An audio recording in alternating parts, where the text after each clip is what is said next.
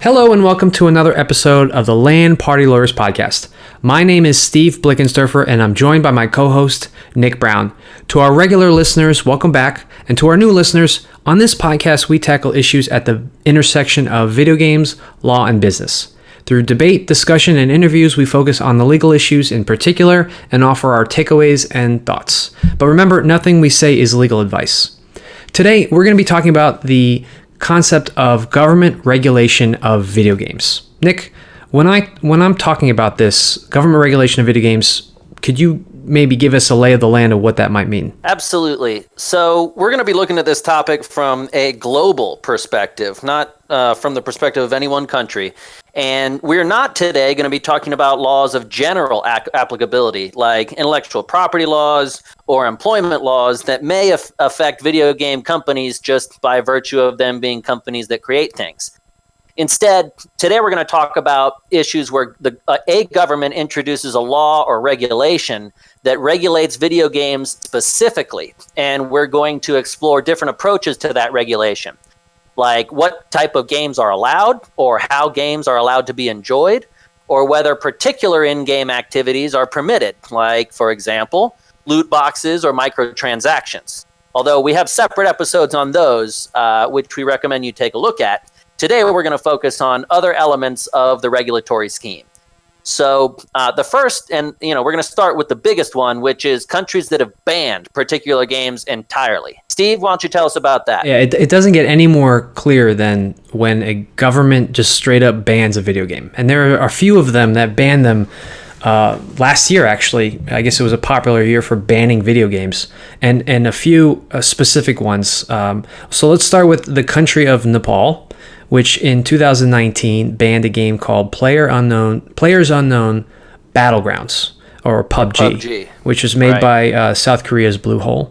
And the government telecommunications regulatory body cited concerns that particular game was distracting children from schoolwork and other duties, resulting in violent behavior from addicted players. When pressed for specific incidents or proof, none was offered. But ultimately, Nepal was not able to produce the evidence that no one on the planet has found yet that violent behavior is increased by video games. Well, we'll put a pin in that for later, because that theme might be coming back. But this ban in particular was lifted later by Nepal's Supreme Court under its constitutional guaranteed freedom of expression. So that's Nepal, but it doesn't stop there, Nick. Iraq also banned a specific game, this time PUBG, and also Epic's Fortnite, a very, very popular game, which many people know, or their children probably know it. This particular ban was voted on by the Iraqi parliament, and they cited the negative influence of these particular games on the young in a country long plagued by real-life bloodshed, which, as you can imagine, is a legitimate... Because these are the only two violent games that are out there. Right. Well, they are among the more popular ones. But it wasn't just the parliament in that country that got on the bandwagon. Influential religious leaders in the country also called on the government to ban PUBG, saying it's not a game for intelligence or a military game that provides you with the correct way to fight. Because, Nick, that's the only reason why you play video games, so that you can learn. I was going to say, the correct way to fight comment, they might have been watching me. They'd probably be right with that. But I don't know. Some people are pretty strategic about it. But didn't Jordan also ban PUBG? I mean, this one game is getting banned all around the world, right? Right. Is it that different? It's just getting singled out left and right. Jordan in 2019 also banned PUBG. This time, they cited, in addition to all the other stuff that was already mentioned, they misrepresented a World Health Organization study as classifying PUBG as a violent game leading to addiction and social isolation. And again, when reporters pressed for this, they were unable to find any such report. So, hey, well, I will say last year PUBG hit it big, and this year we're all socially isolated. So maybe they were onto something. Yeah, exactly. Maybe Jordan's right. The verdict's out on that. So, but that doesn't end our list of countries to ban individual games. India joins the ranks. They had regional and temporary bans in March of 2019, citing PUBG's, again, the purported negative influence of these violent video games on the health, culture, and security of their society. And this one's particularly notable. If you're found playing the games when the ban went into effect, you could be prosecuted under the penal code that covers disobedience to an order lawfully promulgated by a public servant. I can't get any more general than that. So, just a side note, there are concrete reports disputing the link between video games and violent behavior. And now the World Health Organization, WHO, is actually embracing gaming as a way to stay isolated, as you mentioned, Nick, and to stop the spread of COVID-19, which we're all currently undergoing. So interesting how things turn around. Yeah, that was a pretty quick 180. But, not all countries are outright banning games. A lot of countries, they are and have for a long time now been regulating the player use or consumption of games without outright banning them. And so we're going to tell you about a couple examples of those. The first one is one that a lot of people think of, which is Germany. Germany has a set of what are called youth protection laws, which historically were among the strictest in the world, although we've seen a trend where they've kind of relaxed since the 80s and 90s when they were in their heyday. And so what did they do? They prohibited a bunch of violence and graphic content. And so to get around these restrictions, game companies still wanted to sell their product. And so they did things like change the color of blood from red to green. So when you shoot someone, they're spouting this green stuff. Or changed the game such that you fight aliens instead of humans. They'll remove the assets for human enemies and replace them with aliens or something else. And you can imagine, for a game company, it could be as little as changing the skins or some few lines of code, or it could be a big overhaul, depending on how much of that is part of the core game mechanic. So right, and some of the games, as a result, they never made it past the filters, though, and they were actually banned in Germany.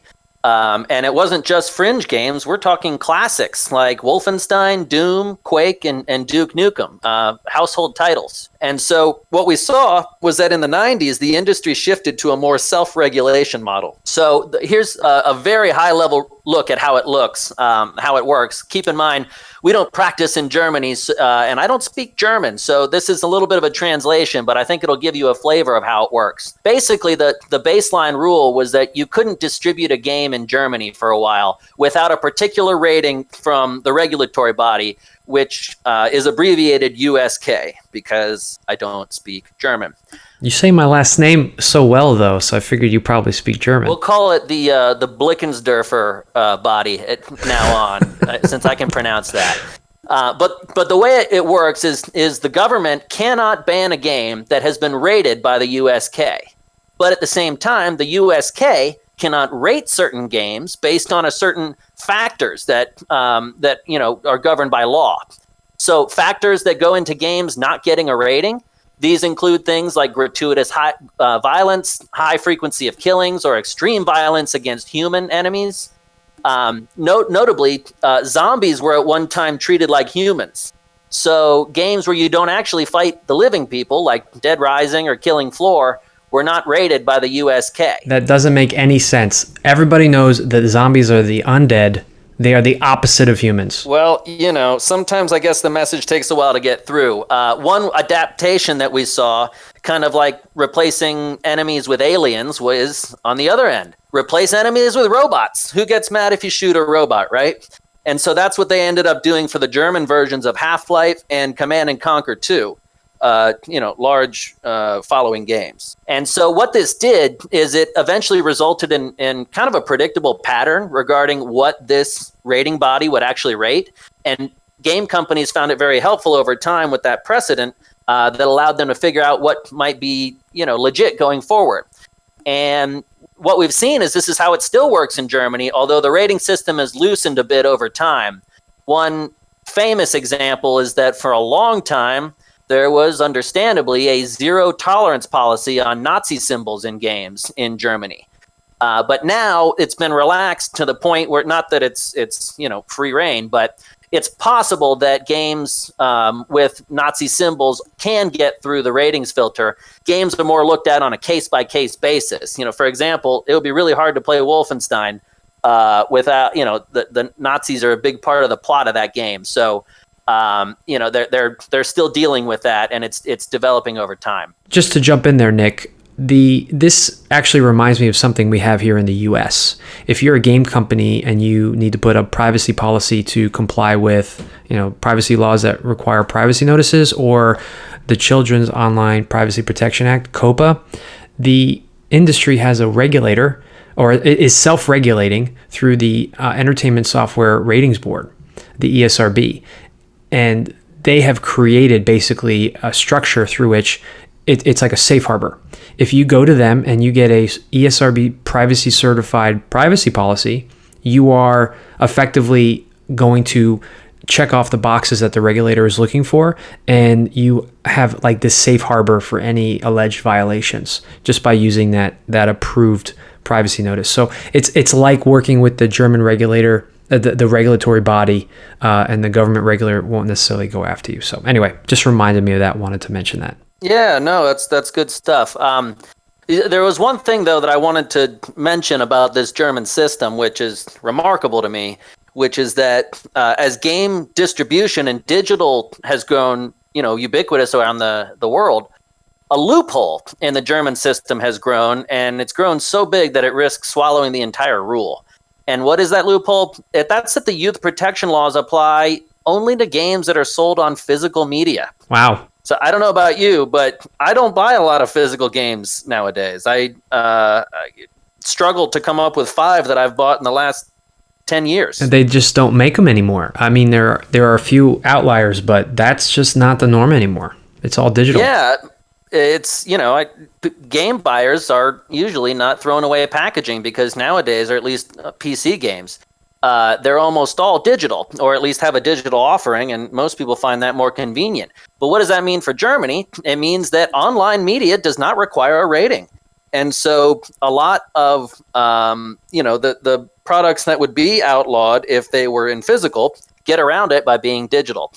Nonetheless, a lot of these companies are still having their games rated voluntarily, even though they don't have to, just because they want to play safe. And they want to, be seen as doing the right thing and complying. And even that way, even if they're kind of afraid that, I don't know, they've got an edge case, they might or might not make it over the hump, if they make the changes that are going to be, considered acceptable by the regulatory body, then they can save themselves a lot of trouble. And so we've seen that happening. Now, so I think we've covered Germany pretty well, so I think it's time to move on. So.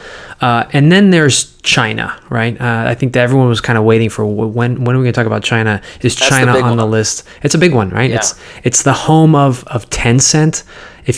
Most of you have probably heard of Tencent. If you haven't, they own 100% Riot, makers of... You've heard of Tencent, whether you know it or not. Right, yeah. Inevitably, one of these companies you've heard of. They own Riot, the League of Legends maker. They are an investor in Activision Blizzard, in Ubisoft, in Epic. They also are an investor in the Chinese streaming platforms Huya and Douyu. I don't know. I've not been on those platforms, but it's the equivalent of Twitch and Mixer, or the other bigger streaming platforms in the US. Also in China is NetEase. May not be as well known as Tencent, but that's in the on-demand music streaming service space. So suffice it to say, a lot of companies there. It's a big industry. China's game market was the largest in the world in 2019.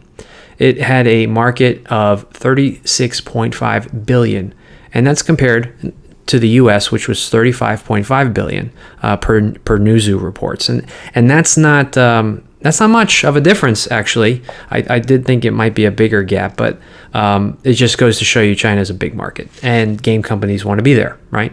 So as of 2019, the industry purportedly was 30 billion, 600 million players, and 200 public game companies, for a total of 6,000 total game companies that were in China, which is just goes to show you how big that industry is in China. It's also famous for its internet censors, the Great Firewall of China, which blocks individuals like PewDiePie and companies such as Facebook and Google. Yeah, and so the reputation of China's game censorship regime has actually possibly gotten even bigger than the regime itself. I know from being in online communities over the years and talking to people that it's commonly believed that China actually prohibits certain things in their games. For example, like skeletons in games. People will routinely point to famous examples like World of Warcraft or Dota 2, where the version of the game that exists everywhere else in the world has a skeleton. And then you show up on the Chinese version and the skeleton's been replaced with something else, either, some other ghoulish looking guy or something else that's not a skeleton. People have attributed this to a ban in the censorship rules on skeletons in particular. You could say it. It was Reddit. If it's on Reddit, it must be true. It definitely, the rumor exists on Reddit, but it's not confined to Reddit. But the truth is, there is no ban on skeletons in China. Plenty of games in China include skeletons. But what you're going to see is that the censorship regime there is very complicated, and it's very much left up to interpretation. And on top of that, you're seeing additional confusion because, like we mentioned a minute ago, we're seeing a lot of self-censorship by gaming companies that are trying to play it safe. And so it leads to a lot of misunderstandings. So China has a game approval process and a game censorship process. And I'm just going to go through the list of things that can run a game afoul of what China's regime thinks is okay. I'm envisioning very clear lines, unambiguous terms, so you clearly know what you can and cannot do. Go ahead. Oh, yeah. It's all black and white. Go for it. So one of them is actually kind of black and white, although anyone who listened to our Loot Box inaugural episode knows that even this is up for debate. Gambling-related content or game features. Not clear. Not clear. No, definitely not clear. This particular issue is getting much fuzzier as we go along, but go ahead. I get it. Maybe out of the whole list, this is the clearest, which means we're off to a bad start. Go ahead. Yeah, I was going to say, in a few items, this is going to look pretty clear to you, okay. I'm thinking. The next one's also relatively clear. Anything that violates China's constitution, that kind of makes sense, right? Anti-constitutional behavior, okay. And then we're getting a little farther away. Anything that threatens China's national unity, sovereignty, or territorial integrity. Okay. There's the next one. Anything that harms the nation's reputation, security, or interests. All right. We're only at 4 out of 10. So you can also get your game banned or censored for anything that instigates racial or ethnic hatred or harms ethnic traditions and cultures. Okay. Some of that makes sense, but I don't know about what harming an ethnic tradition would be in a video game. Nonetheless, it goes further. Anything that violates China's policy on religion by promoting cults or superstitions. Borderlands is out. Yeah, right. Anything that promotes or incites obscenity, drug use, violence, or gambling. Violence being the catch-all that because a lot of games contain violence, regulators can say that they're promoting it. It goes farther. Anything that harms public ethics or China's culture and traditions. That's the one, by the way, that a lot of people think that the purported skeleton ban falls under. Yeah. Culture and traditions. There's a couple more. Anything that insults, slanders, or violates the rights of others. Okay, violates the rights, yeah. Insults, I don't know. That's a little harder case. And finally, the catch-all, other content that violates the law. Okay, yeah, so that's very clear. Yeah, what is the point of going all through these? Not that you need to memorize them, but as you can see, this is a long list that is wide open to interpretation. Right. Depending on what angle you look at it, I bet you can get almost anything under this list. So let's add to the complexity a bit and talk about the regulatory process by which games get approved, right? There's actually a limited number. I like to give Steve the boring topics. Yeah, no, of course. So I'm going to put you to sleep. I'm going to put you to sleep for a second. I'm going to try not to, actually. So there's a limit on the number of games that can be approved each year. and the regulations have tightened the restrictions on games with gambling and the stuff that you mentioned above, right? So China's actually famous in 2018 for actually stopping entirely the game's approval process. This actually began in around April 2018 and reportedly stopped around December. So you can imagine pretty much complete market disruption. Right. So the entire year, pretty much of 2018, no games were getting approved. No games were going through. So even AAA titles like Monster Hunter World was reportedly, they have Tencent, who is a very large game company, had to abort its launch of that title due to the violence in the game and also just the fact that none of these games were getting approved for release in 2018. Violence that is pretty much generally directed at mythical creatures. Yeah. So the key regulator for this that's looking at all these factors, including violence against mythical creatures, is the State Administration of Press and Publications, or SAP for short. And SAP was formed as part of a government restructuring of a larger organization, the State Administration of Radio, Film, and Television, and is now in charge of these game approvals. So in 2019, new regulations were announced, and among other things, Chinese publishers were encouraged to self-regulate and promote titles with China's core values in mind, while avoiding misrepresentation of history and politics and law. So, easy. Yeah, totally. So let me give you an example. PUBG, that we've referred to previously in this episode, they were rebranded as the Game of Peace as a result of this. And Game of Peace has that is brilliant, by the way. My hat's off to them. A game called Battlegrounds where all you do is literally run around and shoot people, renamed Game of Peace. I give that 2 thumbs up. Right. It even has the official support of the People's Liberation Army Air Force, right? You fly PLAAF planes, and they have their military hardware in there. And the most interesting thing, you'll love this, Nick, when a bullet hits another player, sparks are seen instead of the green blood from the Chinese PUBG mobile version. Peaceful sparks. Peaceful sparks. And when players are shot, they no longer die, but they wave their hand goodbye and disappear. And that's the peace of it all. Thank you for shooting me. These new regulations, they also require a business plan with a revenue approximation, which actually is probably pretty helpful. But this particular country requires it. Others won't. But that's just some of what these new regulations in China require. But there are more, Nick, and I think you're going to cover those. So they're not just, the Chinese government doesn't just wait for a game to get approved and be released, and then it never looks at it again. They're also watching and are, still censoring games that have previously been approved based on subsequent changes either in the world or to the game.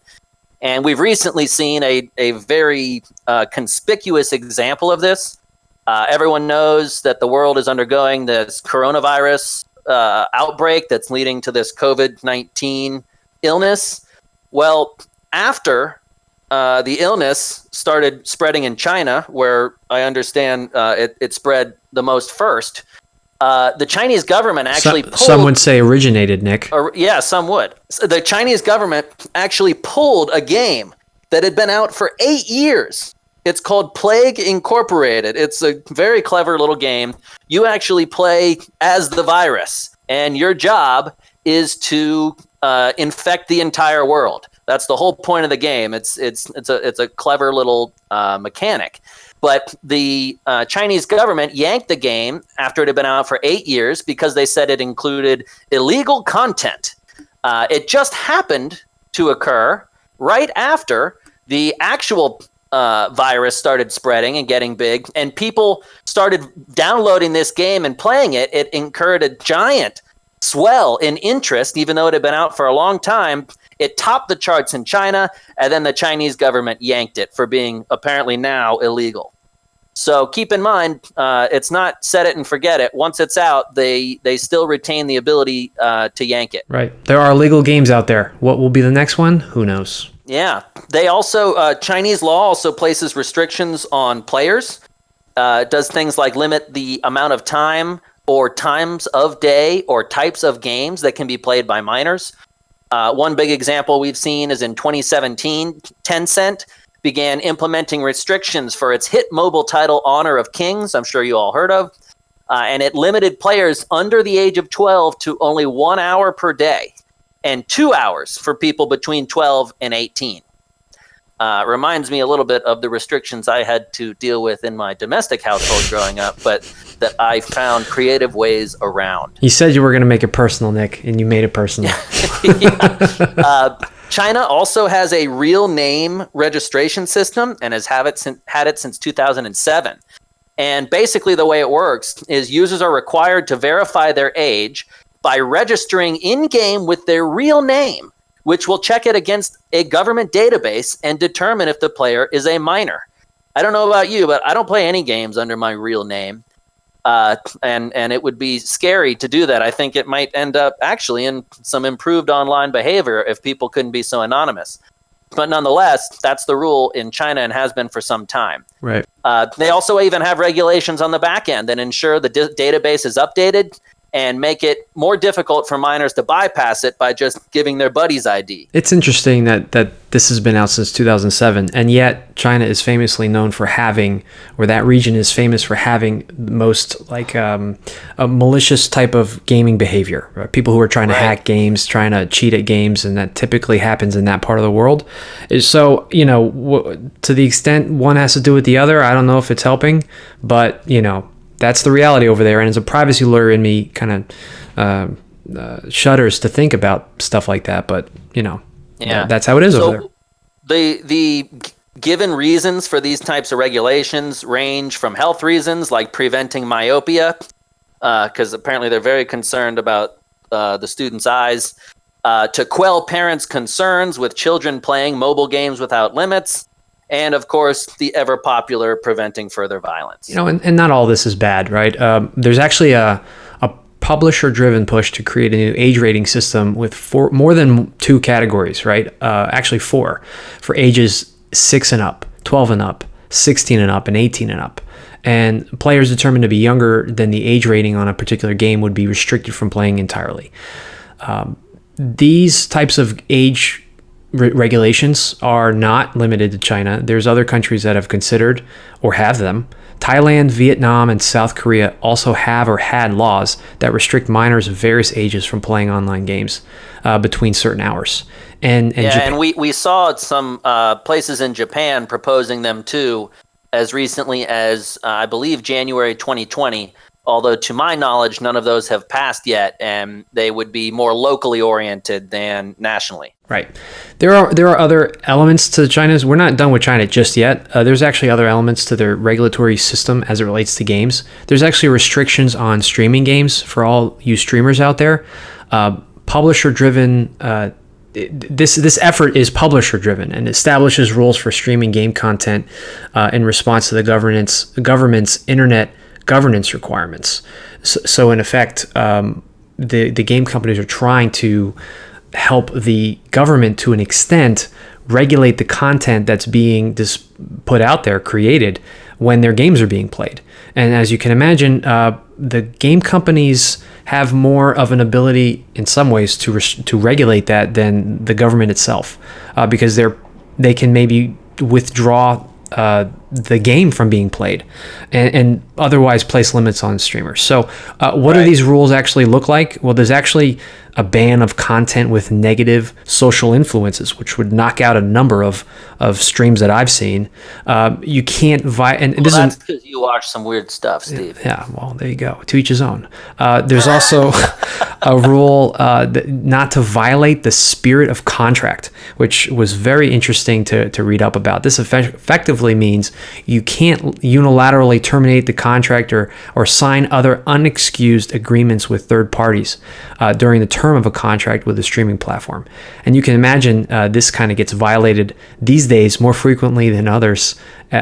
when folks are Switching flipping platforms, right, from Twitch to Mixer to YouTube, if they have an ongoing contract with another platform.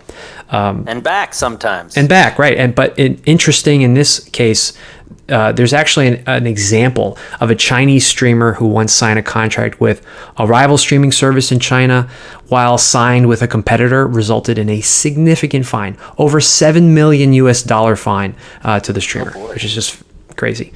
And Why also, are they finding him in English, in American dollars? I don't know.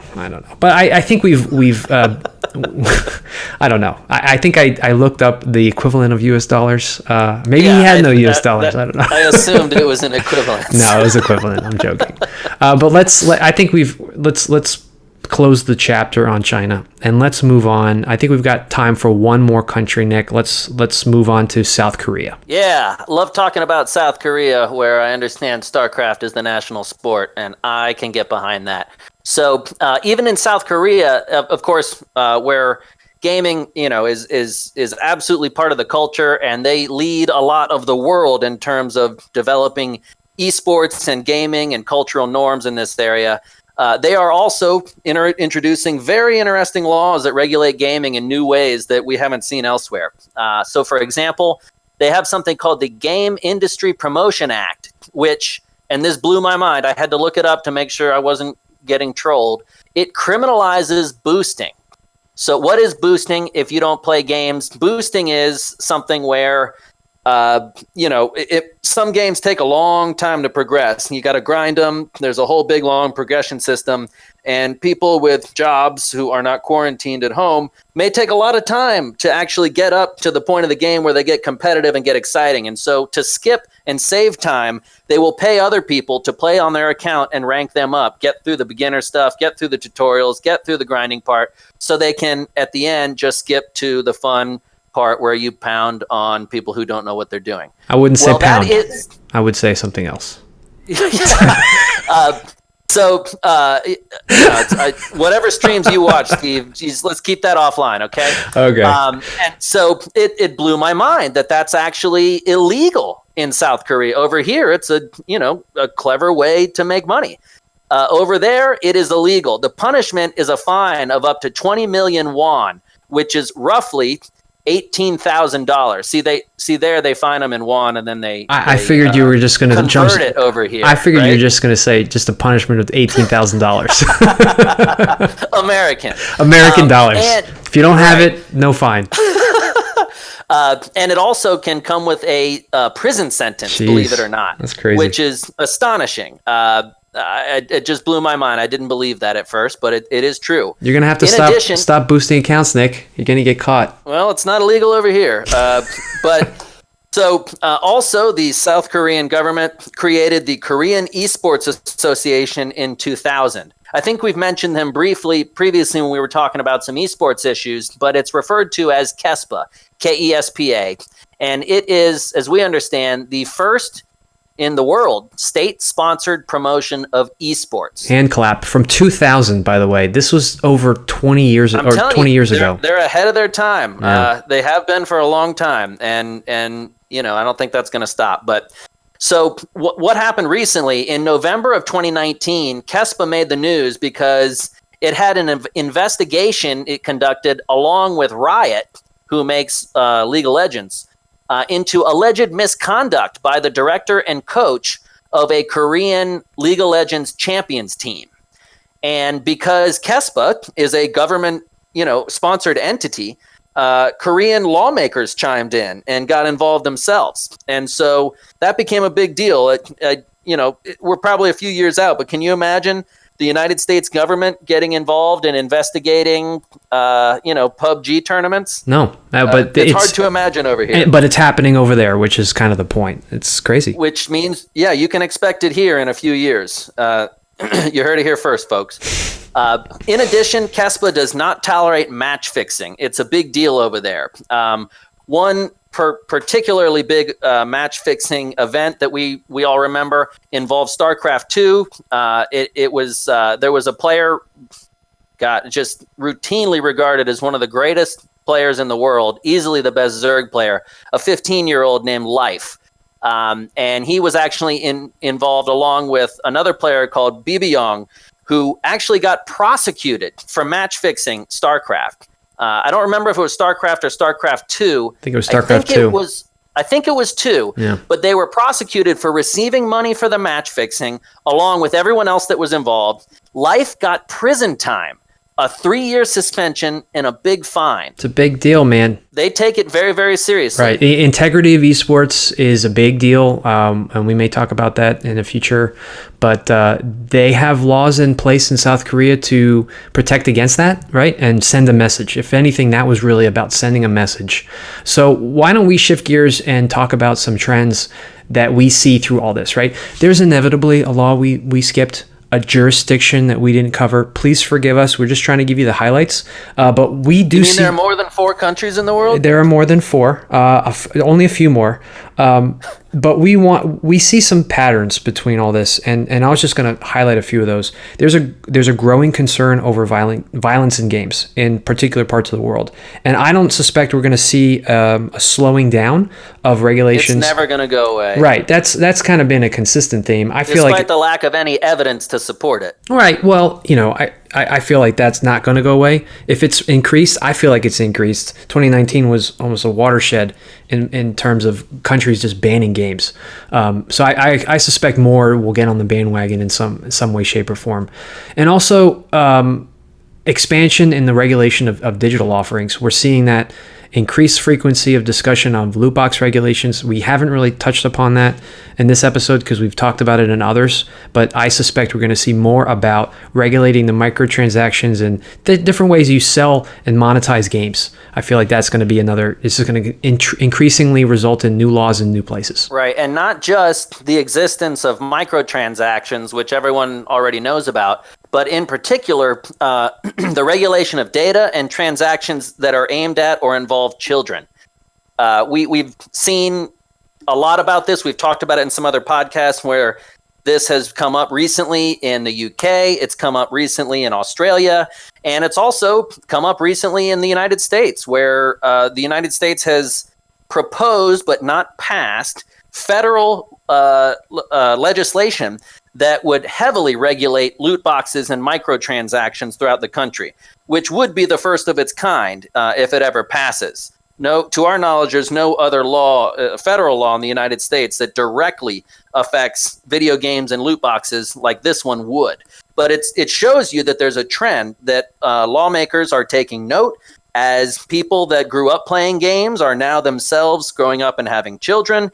As they're growing up and becoming business leaders, they're community leaders, they're legislators, these issues are on their mind because they've grown up with them. Whereas maybe a generation ago, there was more of a divide and less of a common understanding. Right. So it's a little surprise then, Nick, that game companies have a lot to consider when releasing their games in both at home and in foreign jurisdictions. Absolutely. There are teams and lawyers familiar with laws in various parts of the world that help game companies get the required approvals and ratings for games. We've actually had experience helping game companies do business in China, for example, which is a highly, as we've discussed, complex the crown jewel market. Yeah, complex system over there. But boiling it down, it comes down to understanding the landscape, working with the regulators to get deals done, which in turn often requires having relationships with boots on the ground in those particular jurisdictions, and then a general awareness of the differing regulatory schemes. Because, knowing what you can and cannot do in a certain area, if that's your target, you might not be able to design an entire game based on the regulations. Not to mention how these things change over time, right? Like we mentioned earlier, what South Korea does in year X, America often does in year X plus 10 or 15. So as these things a lot of this legislation is leading overseas, don't think for a minute that we're safe from it over here in the United States, so that it'll never make its way over here. It may be in a different form due to certain regulatory or legislative or cultural differences, But we've already seen this legislation proposed in the United States and hasn't passed yet, but it's not going to be the only one. 10 to 15 years from now, you may see things like we're seeing in South Korea, where the government's involved in the national esports tournaments. Right. Stay tuned and keep a watch on how this stuff changes over time, and hopefully we here in the U.S., as we move up and try to regulate in this area, we can learn from some of the lessons that the early adopters had to deal with. Right. And, if anything, just having a global awareness of this whole thing helps, right? When we do hear about proposed legislation or regulation, we can say, oh, well, hey, it didn't work in X jurisdiction. So that's one thing, right? And another, just to be clear, this entire episode was all about countries regulating games, not necessarily bodies that were setting standards or regulations. Like, we're seeing an increased activity when it comes to regulating esports from an industry standpoint, not necessarily a government standpoint. That's what makes South Korea so special in that regard, but I digress. In any event, I think that covers today's episode, Nick. Be sure to check out our other episodes from seasons 1 and 2 of the podcast. You can connect with us on Instagram, Twitter, our website, landpartylawyers.com. We'd love to hear your thoughts and comments and opinions about the topics we cover. So if you have any, please reach out. Yes, please keep sharing them. Good. And Nick, unless you have anything else to add. That's all I got. Everybody, please be safe, be careful, and play some video games. Game on. Game on.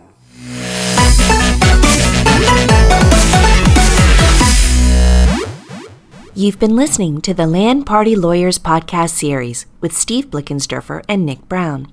To learn more about our e-gaming and esports practice, visit carltonfields.com. This podcast is intended for general information and educational purposes only and should not be relied on as if it were advice about a particular fact situation. The distribution of this podcast is not intended to create, and receipt of it does not constitute an attorney-client relationship with Carlton Fields. Thanks for listening.